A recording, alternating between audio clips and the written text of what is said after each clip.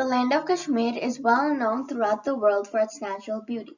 Besides being the most beautiful place in the world, the valley has been a place abandoned spirituality. It was a place of high regard for a multitude of factions of Sanatan Dharma, from the worship of the Sattvic form of Shakti as goddess Saraswati, or the rituals of tantras relating to both Shiva and Shakti in the practices of Kashmiri Shaivism.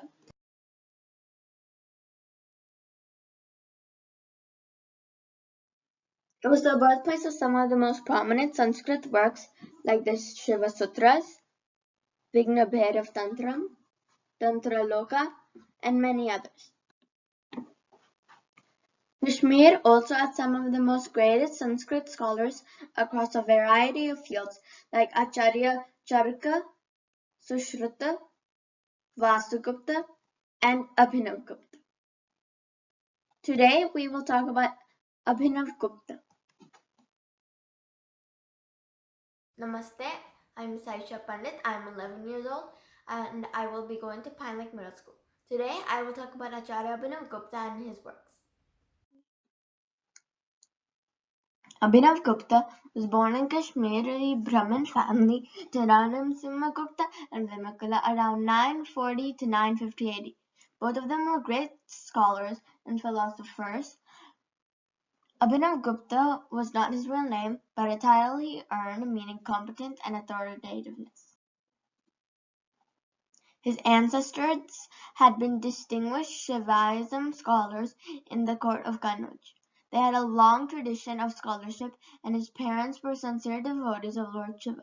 His earliest ancestor, Atrigupta from Kannauj, was invited to Kashmir by the great Kashmir king Lalitaditya Mukutpidas around 725 AD. Abhinavagupta had a brother and sister. The brother Manoratha was a well-versed devotee of Shiva. His sister Amba devoted herself to worship after the death of her husband in late life.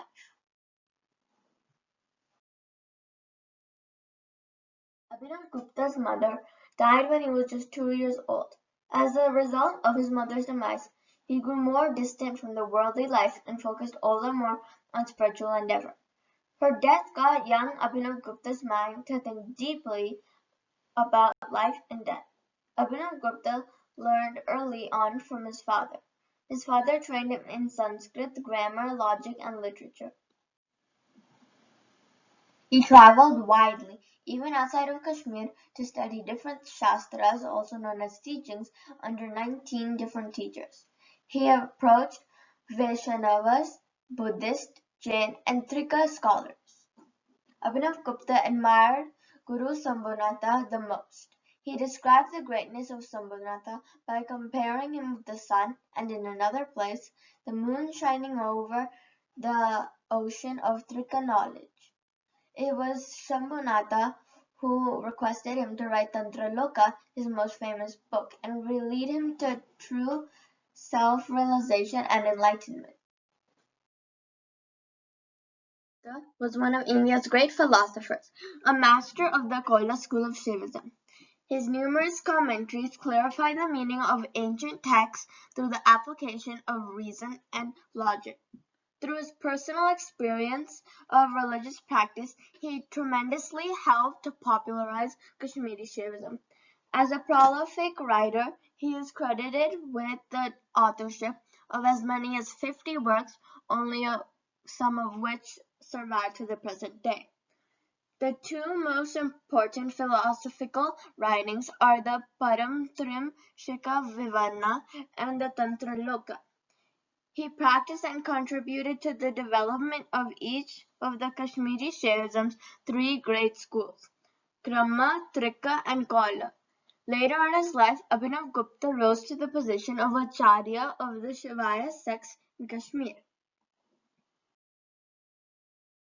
Abhinavagupta's works may be classified into four categories: original works, commentaries and critical writings, literary works, devotional poems. His original writings he wrote Tantra Loka, Tantra Sara, Paramart Advedasika, परमर्थसारा परमर्थकारका महोपदेश विमसतका बौद्ध पन का दासका.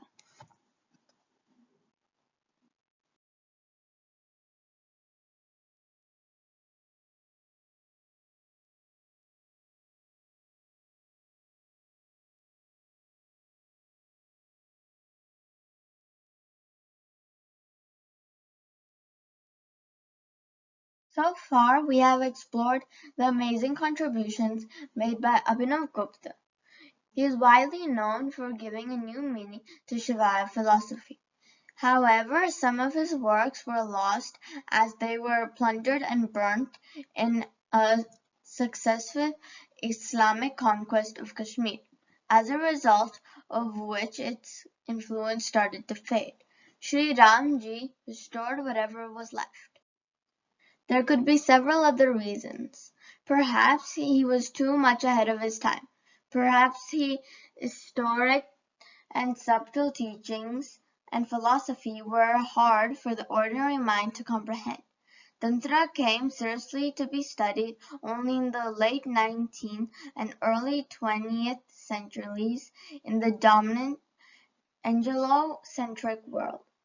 His magnum opus, Tantraloka in prose, has only recently started to see efforts to be properly translated into English, leading to a greater assimilation. Today, his works and teachings continue to deeply influence discerning people worldwide. Abhinavagupta remained healthy throughout his life due to his practice of refined yoga. The exact date of his salvation is not known. According to the legend, he attained samadhi by entering a cave while reciting the Bhairav after realizing that his work on earth had been completed. His 1,200 disciples also followed him. This cave is located at Pedwa village on the Gulmarg range. We've gone to the life and times of Abhinavagupta. Let's do a little Q&A.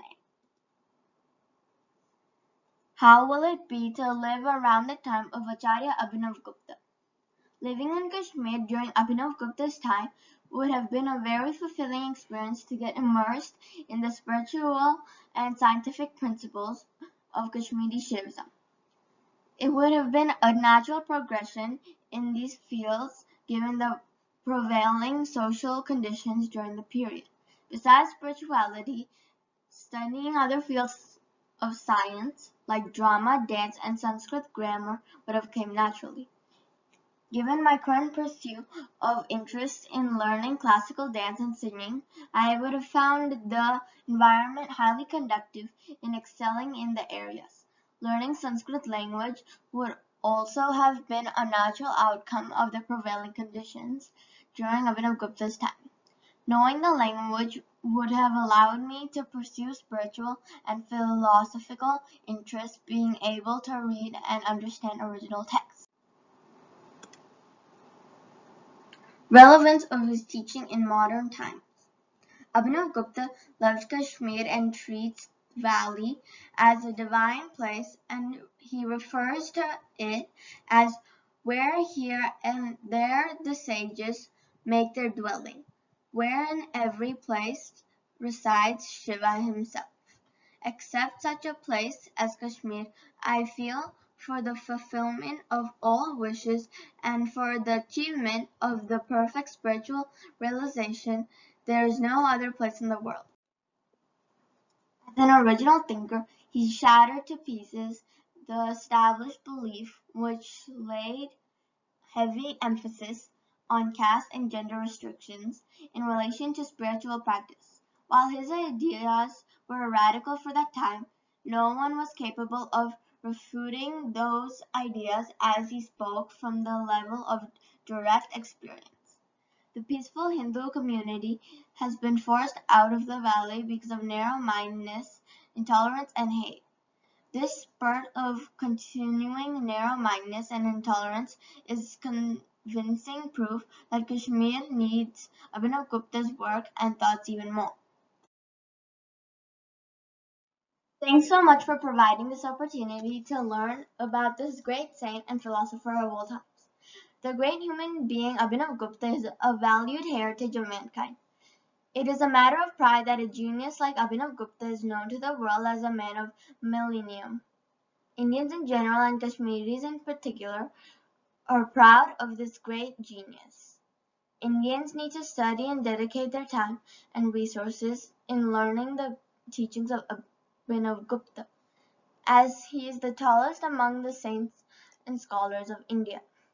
Let the light of the Supreme Master remove the darkness of ignorance and transform our ignorant life into the life of wisdom and knowledge so that we get a holistic self development.